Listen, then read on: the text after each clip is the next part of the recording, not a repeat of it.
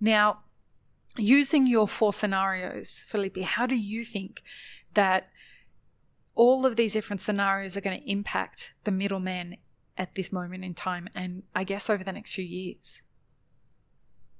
Well, that's probably the most interesting thing in coffee right now is the middleman. And that word, the middleman, and what have we done to it? I think we have poorly treated this important player for too long in coffee. And roasters, I would say, are primarily to blame here. This episode is proudly brought to you by Mapper Forward's workshop. It's time to become a coffee consultant.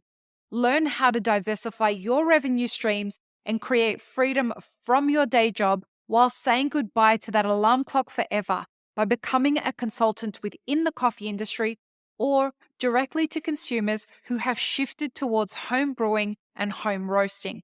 Protect your income from challenging times in the coffee value chain by taking this course today. Go to mapperforward.coffee/workshops or click the link in the show notes for details. Welcome to the Daily Coffee Pro by Map It Forward, friends. I'm your host, Lee Safar, and this is episode 4 of a 5-part series.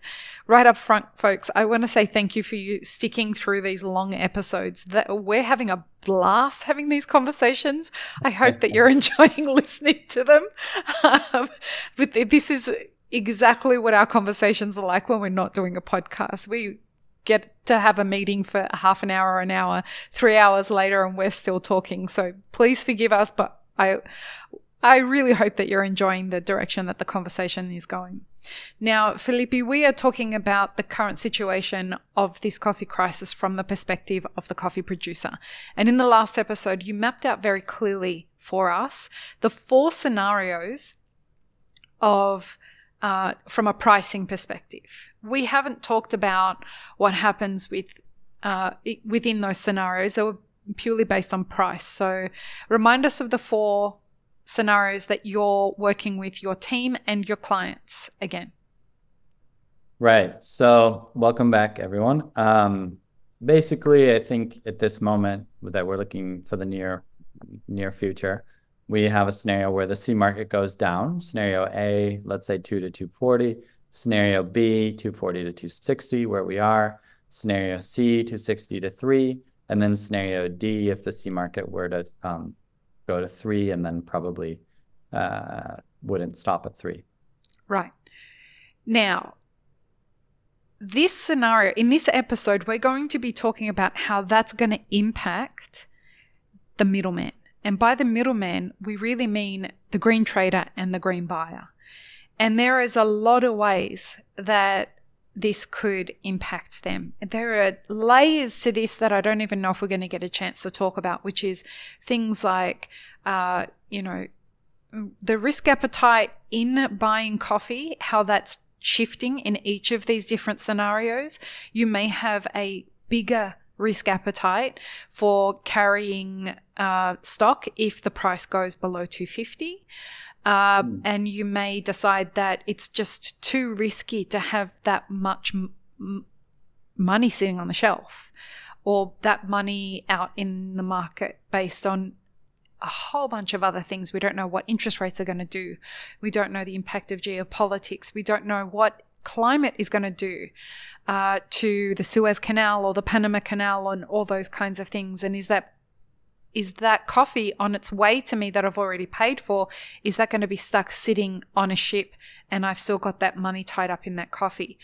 Other things like what's the geopolitics of what's going on with the Houthis and in Yemen and the impact that that's having on containers coming out of Ethiopia and how now that coffee has to be rerouted through Kenya if it's going to come out.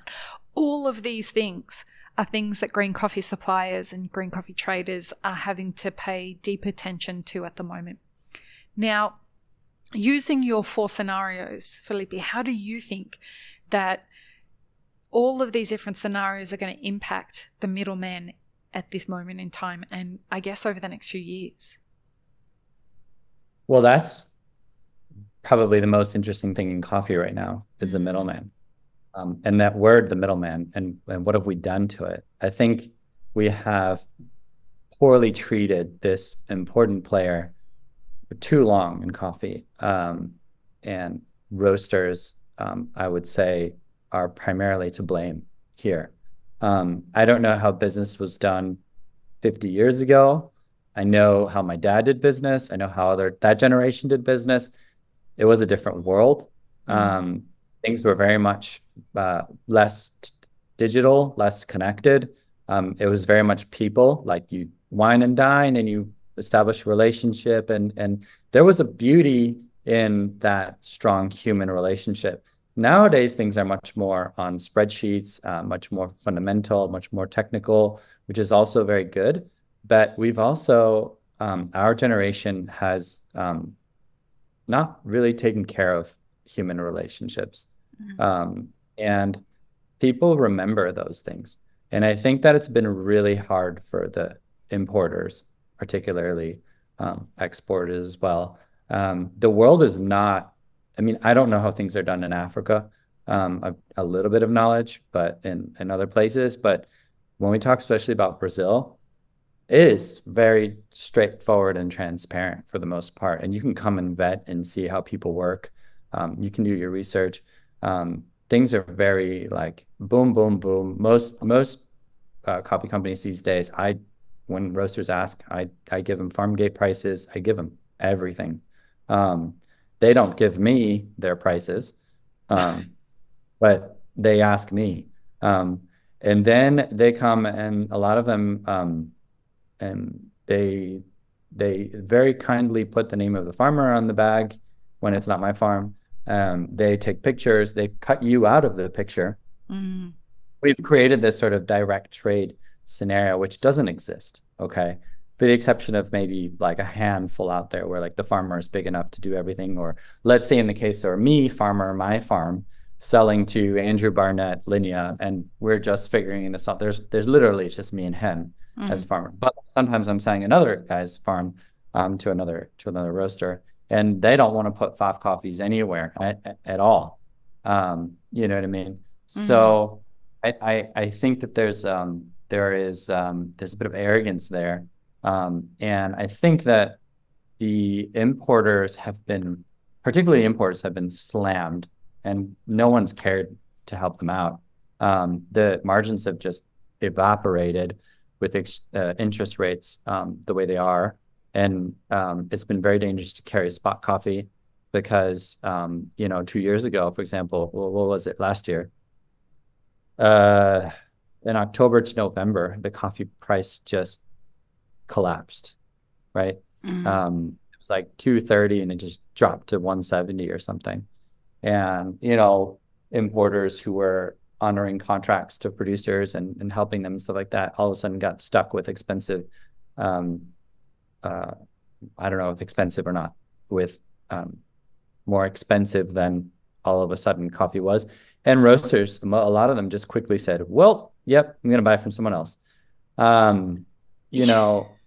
Have you maintained that? Because now the coin flips, right, Lee? Like things go up, go down. Now, all of a sudden, if the C market goes up, guess who's holding the coffee?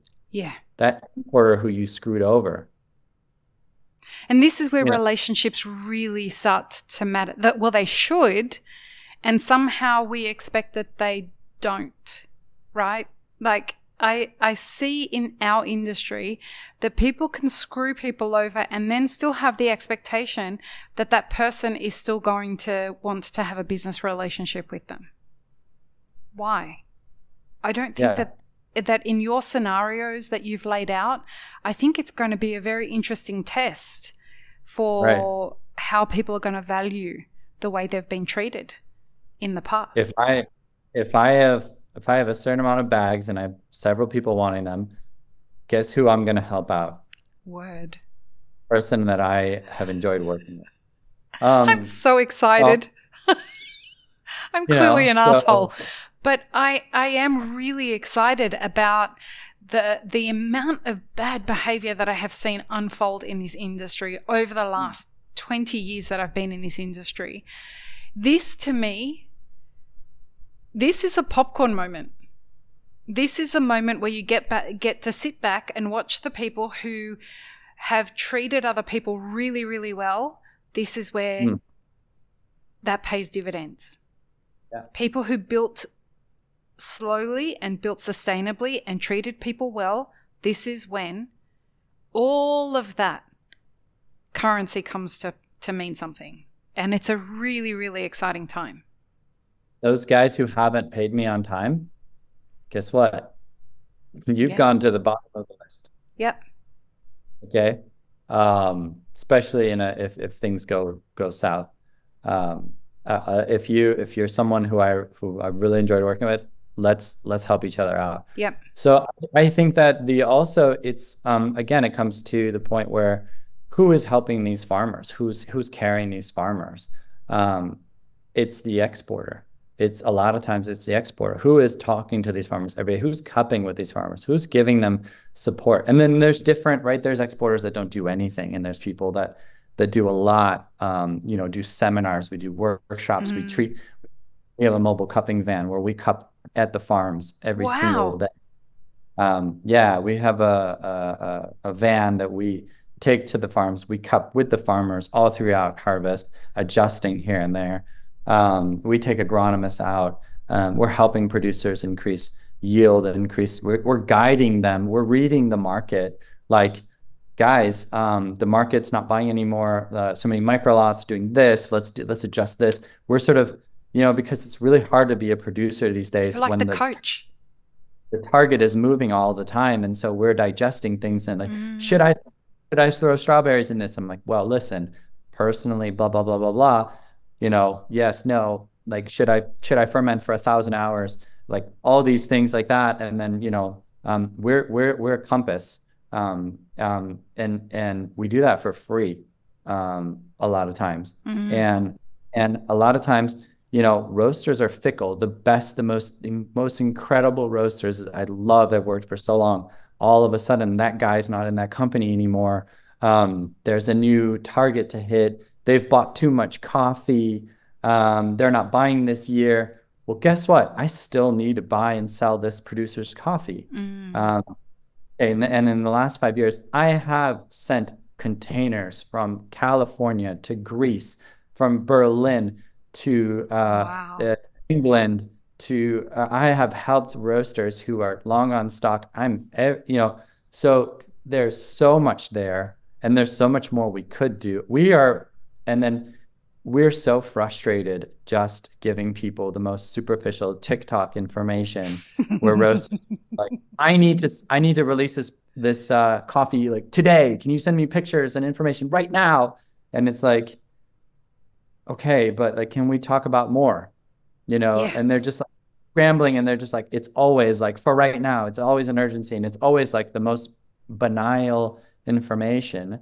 I've paid over $80,000 for professional photographers I have 30,000 pictures of really professional photographers that these roasters are just posting and acting like they are the ones who have that, and I'm like, can you please just mention FAF Coffees? Yeah. And a lot of times they don't, so I'm like, okay, should I see this as a business deal, like how Intel did with Dell computers? Like, do I need to make a business transaction for all this information and story that I'm giving you?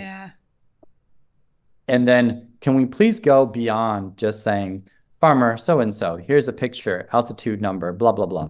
Like, that is not adding any information. That no one is paying attention to that anymore. No final consumer is looking at altitude. Like, no. Can we just stop? No. Like, can we add something that's actually, you've got valuable real estate on that bag. Can we look at that bag, and can we talk about something that's interesting to the final consumer? I mean, we have so much story, and then can we help you, educate you about what's going on with this harvest, so that we can plan together, we can work on these contracts, we can get them more in line, we can plan out a year ahead, so that you can plan your blends, and then you can be profitable. And then how do we together educate your wholesale customer, and so on and so on? How can my impact department help your sales team to win bigger accounts, bigger customers?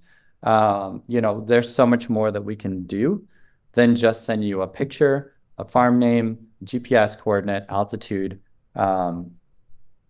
There's just so much more. And like you from Tokyo or Melbourne or Stockholm, you're just not gonna be. I mean, like ask Tim Wendelboe if it's easy to be in Oslo and in Colombia at the same time and run those both things.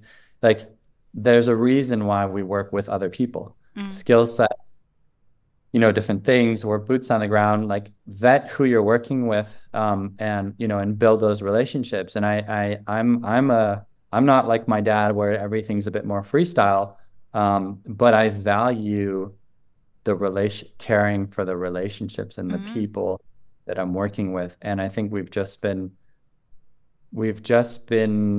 trying to eliminate this whole direct trade movement. Has just all been about eliminating the so-called middleman, and the middlemen are we're also mitigating so much risk for you, exchange rates, logistics issues, warehousing, financing you, any quality issues that you're having. There's just so much to it, and it's just not fair. What's the discussion that's been going on for the last 10 years.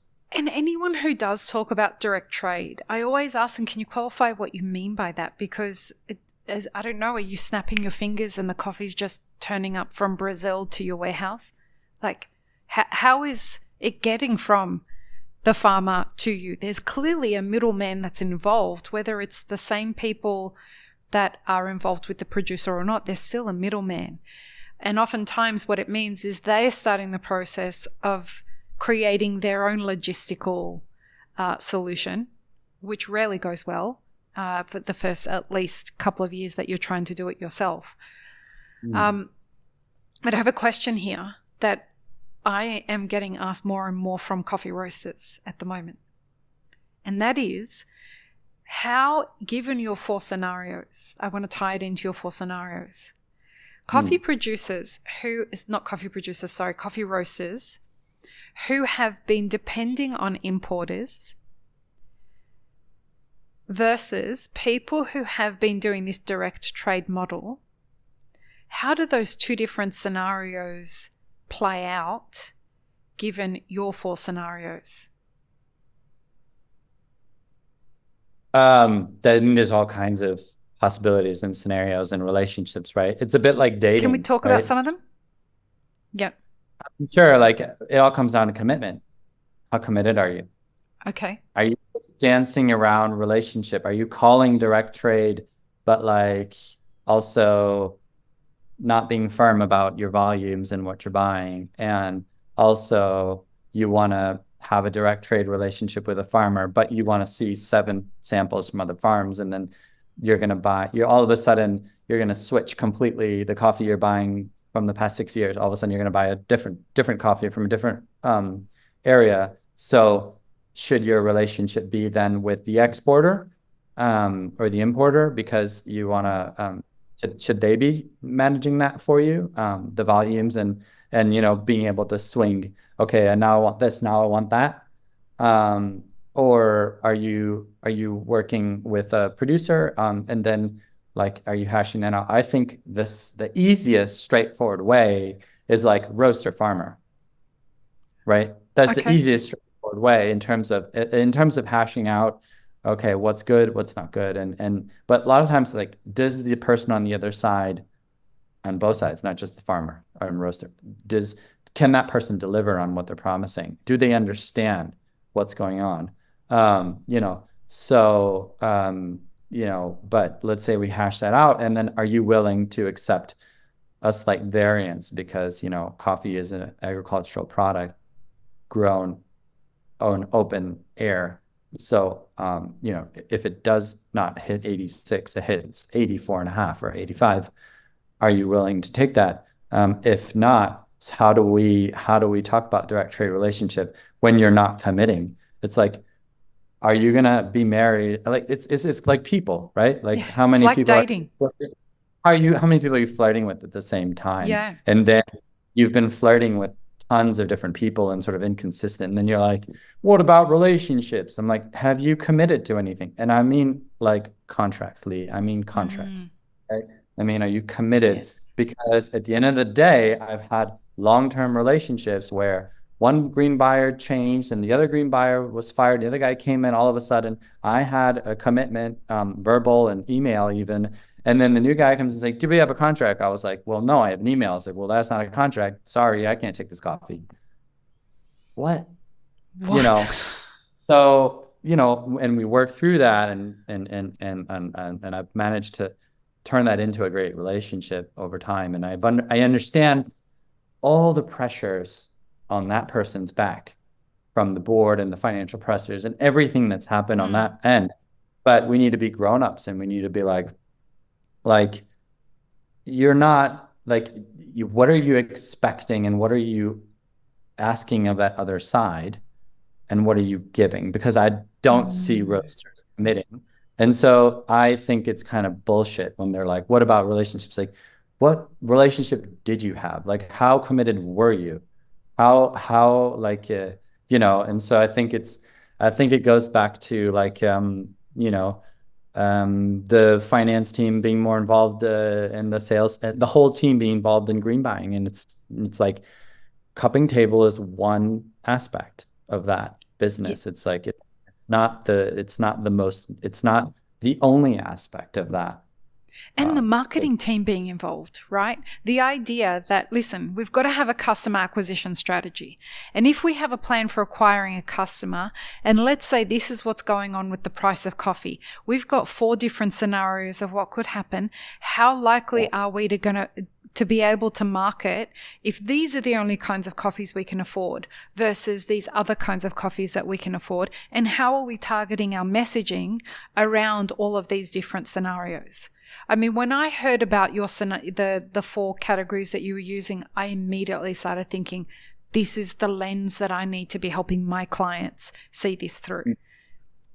It's really important, based on how things are going to shift, for them to understand how their customers, as coffee roasters, as cafes, how are they going to prepare for the signaling that's going to go to the market, to their consumers, based on how they're going to deal with that. I have an important question for you. When it comes to importers and risk, and given the volatility that exists in the market today, if you're a coffee roaster that only buys through importers, we saw what happened with Mercon last year. When we look at the risk that the importer carries on our behalf as coffee roasters, how important is it for you as a coffee roaster to start understanding their agility when it comes to being able to carry that risk? I mean, I think it's huge, right? I think your exposure, if you're buying only from importers, like that's you're completely exposed to that strategy, right? So you should be on a very good terms with them. And you should be talking about, okay, what are my options to sort of lock in volumes for the next year or two, and like walk me through what that would look like. You can always decide, well, no, I would rather just to lock in the next month or 2 or 3, and we'll, you know, but we'll talk. Well, let's keep talking, you know. I think that a lot of times it feels like, as an importer, because I'm a small importer in the US, but you help out a customer and then they get comfortable being uncomfortable with you. Right. And then they're just like, very quickly. Okay. Yeah, they were like, well, yeah, they accepted, you know, getting paid later. So now I'm always going to pay later. And so that's don't do that, fair. folks. Please don't do that, folks. You know, and as a roaster, you hate that customer as well, right? You have that customer. Well, they betrayed you. They may not see it that way. They may see it that, well, I'm just having a hard time and I need them to cut me some slack. Not black or white. Yeah. It's the thing is that you're now making your problem somebody else's problem. And we all have problems in business. But right now, we are in such a volatile time that when you transfer your problem to become your supplier's problem, that may end up being something that ends up sinking them, because it's not just you. It's you and all of the 15 other roasters that they're supplying green coffee to asking for the same thing. Don't be another anchor that's holding a business down. If you can avoid it, avoid it. And it's usually not the guy I'm talking to. It's someone I don't even know in the finance department doing that, So, and then, we have risks and everything, right? Like I got defaulted a roaster that went under and it didn't pay me $8,000. Wow, I'm so sorry that happened. Yeah. And so, but that taught me an important lesson, being like, okay, if we do go into scenario C and D, I'm not going to let that happen again. You know what I mean? No. And importers are going to start looking at you and your business if you're that guy, if you're a risk at doing that. So if you are in that situation as a roaster, pick up the phone and call your contact, walk them through what's going on, get your CFO on the call and be like, we're very committed to turning the situation around. So I think take relationships serious. I think we like to casually make fun of other elements of the industry or criticize and stuff like that. But we all need each other. We all need to move coffee down the supply chain, and that has to do with also information and how to talk about add value. A lot of that value comes from science of roasting and brewing and customer service and architecture and beautiful cups. But a lot of that also comes from selling people on a higher level, a philosophical, political values level. Why do people consume a product? And then how do they understand? I'm much more willing to pay more for milk if I understand that there's a massive milk problem. Right. Right. So, how do you best take care and use your relationships? And things were so easy and so stable for a while that we have just I can screw this guy over and tomorrow I'll just buy from that importer and whatever. It doesn't work that way, folks. And once again, you've set up perfectly for the final episode of this series, where we're going to talk about, folks, where does all of this go? What do we do with this into the future? And how do we take these 4 scenarios that Felipe has presented us, and how do we game that out so that we can have a more hopeful vision and we navigate it with agility and with class? So join us for the final episode of the series. Peace, love, and peanut butter. Have an amazing rest of your day. I really hope you enjoyed this episode, friends. Please don't forget to show us some love by subscribing, liking, commenting, and most of all, sharing this podcast with your friends. Check the show notes for links, including our sponsors and our Patreon, and stay tuned for more great conversations on the Daily Coffee Pro by Mapper Forward.